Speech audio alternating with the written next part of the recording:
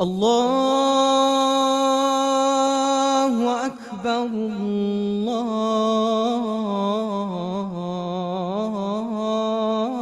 الله أكبر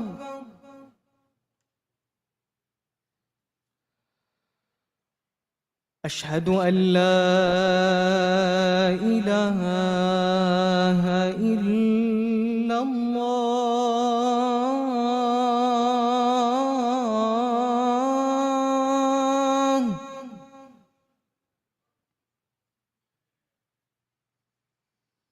أشهد أن لا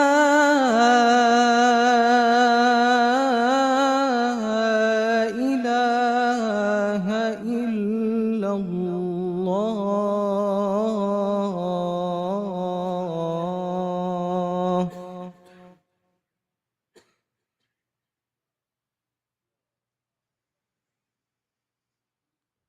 أشهد أن محمدًا رسول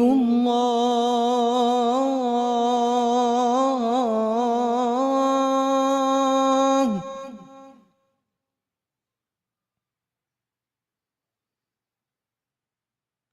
أشهد أن محمدًا رسول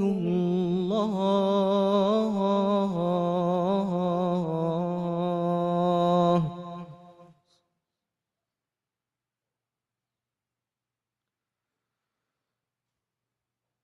حي على الصلاة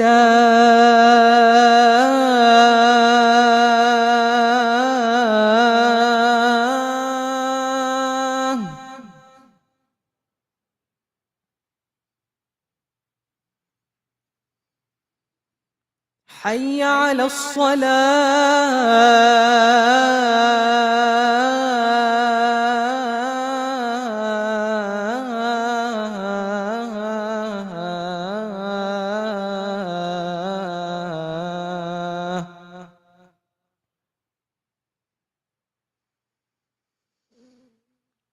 حي على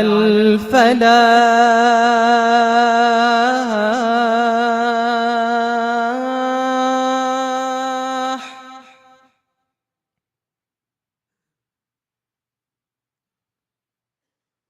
حي على الفلاح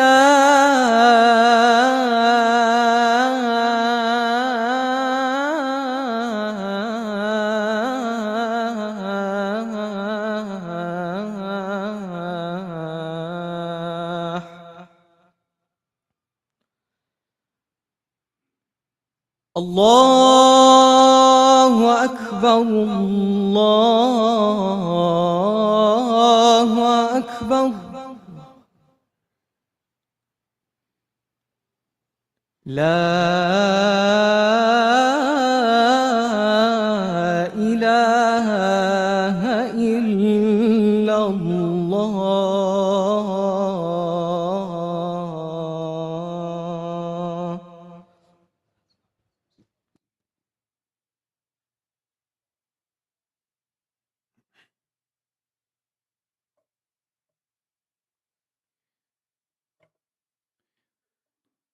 بسم الله والحمد لله والصلاة والسلام على رسول الله وعلى آله وصحبه ومن والاه أما بعد فأعوذ بالله من الشيطان الرجيم بسم الله الرحمن الرحيم يا أيها الذين آمنوا اتقوا الله حق تقاته ولا تموتن إلا وأنتم مسلمون رب اشرح لي صدري ويسر لي أمري واحلل عقدة من لساني يفقه قولي واجعل لي وزيرا من أهلي آمين يا رب العالمين. Before I can start today's topic and today's khutbah's topic, I just like to start with few disclaimers. First, I'd like to welcome all the imams. I was told by Sheikh Nuruddin, community manager, that today in Jummah khutbah, almost 250 imams will be attending our khutbah as a guest, as the Imams Conference, NAIF, North American Imam Foundation Conference, is going on right in our backyard. We would like to welcome them all. I should be there sitting and learning from you. May Allah subhanahu wa ta'ala bless you all, inshallah ta'ala. Secondly, please do not forget to make dua for our brothers and sisters in Palestine, in Sudan, in the community in North America, wherever our Muslim brothers and sisters are struggling. May Allah subhanahu wa ta'ala give them peace. Ameen ya Rabb. This khutbah is on the topic of Allah-centered parenting in an ungodly environment, or God-centered parenting in an ungodly environment. And before I can start, I just want to tell you that this is very sensitive topic. By the way, today any topic is sensitive. Unfortunately, we are living in a hyper-polarized, potentially contested society where every topic you will discuss and you'll bring religious argument, that will be contested and polarized.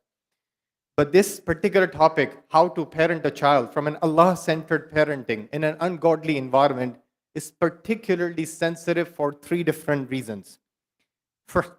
First, the modern Western society is very child-centered society. You know what I mean? Child-centered, it means that family structures are under the attack. Parents are being told that you need to change your environment to confirm the feelings of the child. Teachers are being told that you need to change your universal values to confirm or affirm the feelings of the child. Because child-centered parenting, right? So everything, and there are books about this. If you'll Google, you'll see that. In this environment, any kind of advice which you'll give to parents, that this is how you raise your kids, this is how you do tarbiyah of your kids, this is how you parent your child, will be considered as toxic by one segment of our Western community, because again, you cannot tell child according to them how to act. So this one aspect, child-centered parenting, makes this topic very sensitive, because for them, even this khatib will be toxic. Because I'm asking parents how to raise child from an Allah-centered parenting, they will say, how can you ask this? So that's the first problem. Second problem is the gender antagonism we are having on social media and our communities is also making this topic very difficult and sensitive to talk about. One end, you have the real crisis in masculinity. It's a real crisis, subhanAllah. The fatherhood is a real crisis. You'll be surprised, just Google after the khutbah, 1/3 of the population in America are fatherless. Just Google fatherhood.org. Almost 18 million kids are fatherless. So how can we give advice to parents in order to raise the child from an Allah-centered standpoint when from an Islamic angle they are missing one important ingredient, and that is father from that family? And even according to one survey, 90% of the wives in America, not the Muslim, like American survey, 90% of the wives in America say our husbands are absent, whether emotionally or physically, either way, they are absent. So with this masculinity crisis, it just puts one more layer of sensitivity about parenting or talking about parenting. And then third issue is not only red pill movement, is about the feminism issues. Because feminism discourse bashes father all the time. And for proper parenting, you need teamwork. You need teamwork. You need gender solidarity, not gender antagonism. You don't need gender hostility. You need gender solidarity. You need a teamwork between the father and the mother. The problem with these gender antagonism movements, whether red pill or feminism movements, they will try to uplift one gender at the expense of other. They will try to idolize one gender and demonize other. So this just same problem, but with different names, with different isms. All these reasons makes this topic too sensitive, too complicated. But guess what? We have Quran and Sunnah, which was given like a bright light, nur. So we have to actually abide by ourselves to Quran and Sunnah with the social variables, and we have to address this topic, how to have Allah-centered parenting in an ungodly modern environment. I will give you 4 or 5 examples depending on the time, how much I have. For more details, I would recommend read my thesis on this topic. My PhD thesis was in this topic, Al-Ishara Tarbawiyya fi Dawi Surah Yusuf, the aspects of tarbiyah in the light of Surah Yusuf. It's originally in Arabic and translated in multiple languages. Okay, 2 disclaimers before we can start 4 or 5 points. I agree that raising kids is more difficult today than, let's say, 100 or 200 years ago. for several reasons. But still, before I can start, I just want to clarify one thing. Except in the life of Rasulullah sallallahu alaihi wasallam, because his time was exception. Aina sara min as-suraya, right? His time was an exception. Every generation after him thinks that values are diminishing and kids are getting rebellious. His community was exception. So if you think your kids have less value, your parents likely thought the same thing about you. And your grandparents thought the same thing about your parents, if you ask them. So we always think our kids are less mannered, but our parents think the same thing about us. So that's the consistent cycle going on. Similarly, in parenting, what is being challenged will differ from one generation to other generation, or from one society to other society. I just came back from 2-month sabbatical break. I visited and I stayed in 4 different Muslim countries: Turkey, Pakistan, Malaysia, and Saudi. And I realized, subhanAllah, the challenges, some of them are unique from the parenting standpoint, and some of them are universal. What will be the challenge for Muslims in the Western society like us? There can be many challenges, but the biggest challenge for the Muslims in the West, wallahu alam, is the idea of God in and of itself. The authority of God, Allah, and the God himself is being challenged in the Western society, in this pretty meaningless society. And we Muslims, we need to do something so that we can make sure that our kids are immunized properly. Otherwise, the dangers are incredible. Before I can start those 4 or 5 points, the last thing I would like to add as a disclaimer, we have to have a proper understanding of what the word tarbiyah means. You know, many times you will see these words thrown around in Muslim community. Oh, we lack tarbiyah, organizations like tarbiyah, parents like tarbiyah. What does tarbiyah means? Literally, what does it mean? If you go back to dictionary, like Imam Raghib al-Asfahani says, at-tarbiyah ar-rabbu fil asl. Tarbiyah shares the same root of Rabb, master, Rabbil Alameen, Allahu Akbar. And then he says, التربية هو إنشاء شيء حالا فحالا إلى حد التمام. He says, tarbiyah of one thing or a human being will be that you are helping something or someone to grow from one stage to other, from other stage to the next, until it reaches to its potential. You know, that's what Allah subhanahu wa ta'ala does as a Rabbul Alameen. He takes us, He helps us grow from one stage to the other, then from other stage to the next stage until we reach our potential. If you take this definition of tarbiyah, one of the most beautiful things about this definition of tarbiyah, it differentiates between the English concept of raising the kids. There's no substitute of tarbiyah in English, no better translation, no translation which can cover the meaning of tarbiyah from its essence. Raising does not cover that. You know why? Because the beauty of tarbiyah is that you are not working on an empty pot when you are doing tarbiyah of your kids. Here, tarbiyah means that Allah subhanahu wa ta'ala didn't give you an empty basket. They have something. And you have to remove those layers which comes from the environment, negative layers, so that eventually your kids can reach to its potential. And what is that which they have? They have their fitrah. كل مولود يولد على الفطرة. They have this natural awareness, inclination towards Allah subhanahu wa ta'ala. As a parent, all you have to do, you have to just make sure the environment have put them under different negative layers and weakness. You remove that so that they can be on cruise control. So you're not working on empty pot. This is very beautiful definition. So many times your kids will teach you something and you have to learn from them. Okay, there are 4 or 5 things I just want to mention about main concepts of Islamic tarbiyah, how to have Allah-centered parenting. First, in Islam, tarbiyah is all about purposeful focus. You know, there are many books written in the management these days about having focus, what focus can do. Just add one more word, purposeful focus. Not focus, purposeful focus. In Islam, we believe that one's tarbiyah is focused on the destination and one's life is meaningful. Like every parent wants their child or their kids to be successful? Yes or no? Even Muslims. We are not exception. We want our kids to be successful.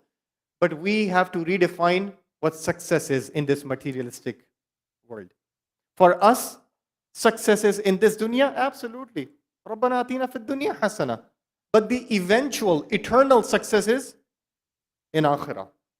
فَمَنْ زُحْزِحَ عَنِ النَّارِ وَأُدْخِلَ الْجَنَّةِ فَقَدْ فَازَ. Whoever is prevented from hell and he will enter Jannah, he or she will be successful. May Allah subhanahu wa ta'ala give us real success. Ameen, Ya Rab. You know why I'm bringing this up? Our focus, our target should be Jannah and the pleasure of Allah subhanahu wa ta'ala. I'm not saying it should come at the expense of success in dunya. We are not believers of monasticism, but ultimate success comes in akhirah, and that should be our parenting goal. I'll give you an example. Imam Munawi rahimahullah says, "Man fatahul maqsood fata kulla shay." If you miss your goal, you miss everything. Take the example, this is a very common example. Take example of 1. If you'll put 0 to the right of the 1, it can become something valuable. If you put several zeros right next to 1, it can become 1 million. It can become 1 billion, right? But if you put 0 instead of right to the left of the 1, it's worthless. Completely useless, right? Your main focus, your main target should be Allah subhanahu wa ta'ala as they are going to this school, as they are learning technology, as they are in robotic class. Because the society is not teaching them. This is extremely, extremely important. You know, if your child gets a PhD from Harvard, if your daughter gets a PhD from MIT, if they are physically very healthy, mashallah, but it's still if you miss one target and that is Allah subhanahu wa ta'ala, then I have to say even with their great portfolios and 401k, they won't be successful because they have missed Allah subhanahu wa ta'ala. But if they have Allah subhanahu wa ta'ala, if they have Jannah, if they have pleasure of Allah, then their PhD will be very useful for them and for community. Then their entrepreneurial skill will be very useful for them and for community. They have to be millionaire. But ultimate goal is Allah subhanahu wa ta'ala. So that's what I meant when I said have purposeful focus. Bringing Allah subhanahu wa ta'ala back into the life, subhanallah. Second element of doing tarbiyah. When you are raising kids, or when you are doing tarbiyah is a better word, try to have holistic approach about what human being is. When you're looking at your son or daughter, try to have holistic approach. What I meant by holistic, you know, child is a human being, not a machine. You know this, right? I'll tell you one funny remark by Sheikh Abul Hasan Ali Nadwi, one of the famous scholars who visited US in 1977. And he visited Harvard University and Chicago and different universities and different places. In one of his sessions, he said, قَدْ رَأَيْتُ كُلَّ شَيْءٍ فِي أَمْرِيكَ إِلَّا الْإِنسَانِ. He said, I saw everything in America during this visit except human being. So people asked the clarification. Obviously, he was respectful. He said, in America, you have built so many machines and everything, but after Industrial Revolution, you start treating humans in America as a machine. From the morning till evening, they are running, chasing. There is no spiritual nourishment. Only focus is on the physical body. We believe a human being is not a human being without a soul, right? A human being have a physical body and a human being have a spirit, soul, a ruh, right? So from a holistic perspective, we have different demands. We have our body, we have our soul, we have emotional requirements, we have intellectual requirements. Whenever we are doing tarbiyah of our kids, it's not about what they had for food or not. It's about a spiritual need also. It's about emotional need also. This is extremely important. So when we are doing tarbiyah of our kids, obviously we have to start with physical requirements. If they are sick, we have to take them to ER if there is any medical emergency. If they are hungry, we have to feed them with healthy food. Similarly, one of the physical needs which is oftentimes ignored in it got ignored in Muslim community, and I'm really surprised in such a society, how can we ignore such a physical need of our kids? When they grow older, they will have sensual needs. And you as Muslim parents need to provide them halal avenues to take out those sensual requirements. This is also a physical requirement. And then we will going to have an issue if they will have sexuality issues. Well, Habibi, you didn't address when the time was there. So when your child have a physical requirements, address it. But then furthermore, emotional requirements, intellectual requirements, you cannot ignore that as a parent. You need to teach them and give them chance to grow emotionally and intellectually. That is also the role of the parents. But the biggest of all, and the most ignored in our Western society, that is spiritual need. You know, subhanAllah, I oftentimes quote this ayah, our real honor as a human being is not because of this body. Our real honor as a human being is because of our soul. Allah subhanahu wa ta'ala says this twice in the Quran. فَإِذَا سَوَّيْتُهُ وَنَفَخْتُ فِيهِ مِنْ رُوحِي فَقَعُوا لَهُ سَاجِدِينَ. When Allah subhanahu wa ta'ala blow His spirit into human being, and then angels perform sajda. Angels perform sajda after we got our spirit. So the real honor is because of the ruh. And when we are raising our kids, we don't even pay attention to the spiritual needs. Don't you find it surprising, subhanAllah? You know, I'm surprised when I see parents only concerned about which school their kids will attend, their careers, their living, but sometimes there is no focus on bringing Allah subhanahu wa ta'ala back in their life. School just started, right? I have 3 kids, mashallah. School just started. You know, schedule of normal American Muslim children, I was just noticing, 9 hours sleep, 8 hours school, then fun, sports, TV, eating, computer, games, homework, focusing only on intellectual muscle, which I'm not saying it's wrong. We should. But no focus on Allah subhanahu wa ta'ala.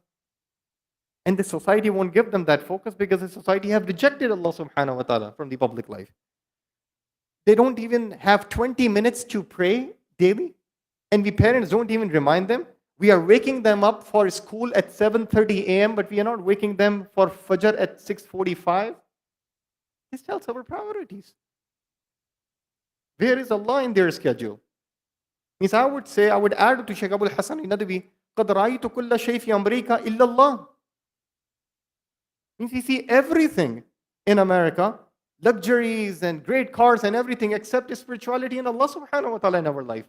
We need to bring Allah subhanahu wa ta'ala back in our discourse, inshallah ta'ala. I ask Allah subhanahu wa ta'ala to give us the ability to do this, inshallah. Third thing we have to do as a parents, in terms of Allah-centered parenting, is optimism. You want to focus purposefully, you want to address their needs holistically, but again, do not ignore the requirement of optimism. This is extremely important because sometimes we can have a superficial expectation with our kids. Be optimist. You know, subhanAllah, one thing which can make us optimist when raising our kids, sometimes you don't even know the potential of your kids. Think about Allah subhanahu wa ta'ala have asked all the angels to perform sajda to Adam. Can you imagine the honor of human being? That Allah subhanahu wa ta'ala is asking angels to do sajda. وَلَقَدْ كَرَّمْنَا بَنِي آدَمَ. We have honored Bani Adam. Allah subhanahu wa ta'ala himself says we have honored. So what my son and my daughter have a potential. Sometimes as parents we might not know, but they have a great potential. And we should get guidance from these ayat. But sometimes, even if you did the right things, or maybe because of your mistakes or any other reason, your child doesn't turn out to be a practicing Muslim, let's say. And may Allah protect our kids. Ameen ya Rabb. Please be optimistic. Never lose faith in your child. No matter how many challenges you face, because them or from them, show humility to Allah subhanahu wa ta'ala and ask Allah to bring them back. Disavow your hawl and quwwah, influence and power, and rely on the hawl and quwwah, influence and power of Allah subhanahu wa ta'ala. Show brokenness to Allah subhanahu wa ta'ala, and inshallah, hopefully Allah subhanahu wa ta'ala will bring them back.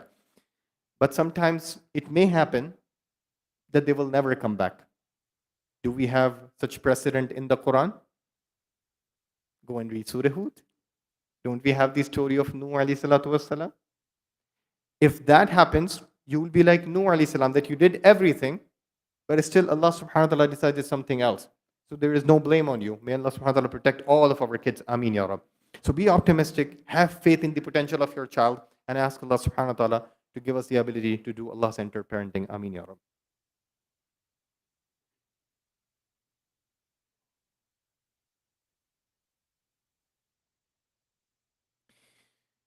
نحمده ونصلي على رسوله الكريم أما بعد فأعوذ بالله من الشيطان الرجيم بسم الله الرحمن الرحيم وأما الجدار فكان لغلامين يتيمين في المدينة وكان تحته كنز لهما وكان أبوهما صالحا فأراد ربك أن يبلغا أشدهما ويستخرجا كنزهما رحمة من ربك وما فعلته عن أمري ذلك تأويل ما لم تستطع عليه صبرا. Last two things before I can end is one of the other things as a parents we can do to have Allah-centered parenting is that many times you will focus too much on the parenting technique and you will ignore your own connection with Allah subhanahu wa ta'ala. When parents do good deed, amal salih, we believe that it will impact positively and it will prevent and protect our kids, inshallah, even after we will leave the dunya. If you remember the story mentioned in Surah Al-Kahf, in the story of Musa and Khidr alayhim as-salam. You remember one of these stories where Khidr alayhi salatu was-salam constructed a wall. That wall was about to fall. And Khidr alayhi salatu was-salam, with the help of Musa, he constructed the wall. And when Musa alayhi salam asked for clarification, at the end, Khidr alayhi salatu was-salam, he gave his clarification. He said that beneath this wall, there is a treasure. And these people, they were going to rob this treasure. So I need to construct this wall because the treasure belonged to two orphan kids. Their father passed away.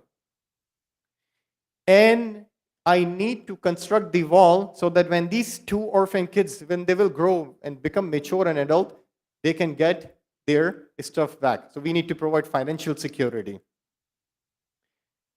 What surprises me is that the rationale he said to Musa. What was the rationale? وَكَانَ أَبُوهُمَا صَالِحًا. Why are you doing this? Because their father was a righteous man. Think about it, my brothers and sisters. We all are concerned about our kids' financial security, right? Think about that for a minute. Did you see that Allah subhanahu wa ta'ala sent two prophets to protect the finances or provide the financial security of these two children just because the parents were righteous? It just mesmerized me, subhanAllah. In this life, this parent was taking off Allah's right. After his death, Allah took care of his kids in such a way that Allah sent two of the most righteous people on the face of the earth to provide financial security. Many times we overthink and we don't do basics right. We have to still think about managing finances. Don't get me wrong. But the primary thing is, do not lose the relationship with Allah subhanahu wa ta'ala. Because Allah is Razzaq, He will provide the ways to provide us financial security. Final thing, and I'll end with this inshallah. One of the things you can do for Allah-centered parenting in this ungodly environment, and I'm not like a motivational speaker who will say, be a good role model. Honestly speaking, we all have to be good role model for our kids, but we have to also provide our kids with good role model. Because don't be delusional with these YouTube motivational speeches. If you think you are a good role model, most of us are deluding ourselves. We are not good role model. We have to, and even if we are a good role model in one aspect, our kids need multiple good role models. Provide them. You want your kids to have good role models in every aspect of life.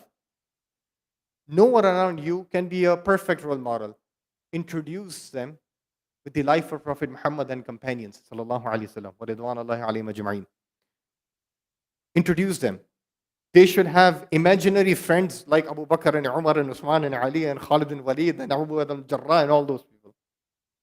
Can you imagine this? If your son and daughter have those imaginary friends, did you introduce them to them? This is what we need to do.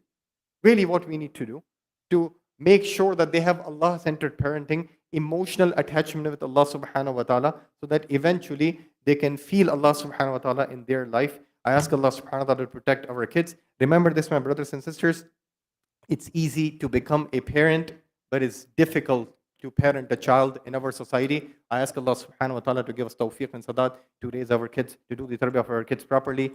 Before I can make dua and I can end, just one reminder, actually two reminder. One, tonight, inshallah, in this masjid, we will be having fiqh of family. Same topic, but a different dimension. How to have Allah-centered marriages in the ungodly environment. So it focus more on marriage from Maghrib to Isha, and after Isha there will be youth program, inshallah, in the same building, inshallah ta'ala. Age restriction is 13 to 23, biiznillah. And also I'll be teaching a 20-hour course for fiqh of family in INT Masjid Richardson, starting from 2 weeks from now, every Thursday after Maghrib. Please, if you can come with your family, that will be great, inshallah. Allahumma ansuril Islam wal Muslimin. اللهم اخذل من خذل دين محمد صلى الله عليه وسلم ولا تجعلنا معهم. اللهم لا تدع لنا ذنبا إلا غفرت ولا هما إلا فرجت ولا دينا إلا قضيت ولا حاجة من حوائج الدنيا والآخرة إلا قضيتها يا أرحم الراحمين ولا مريضا إلا شفيت ولا ميتا إلا رحمت ولا ضالا إلا حديت يا أرحم الراحمين. أقول قولي هذا واستغفر الله لي ولكم ولسائر المسلمين والمسلمات فقيم الصلاة.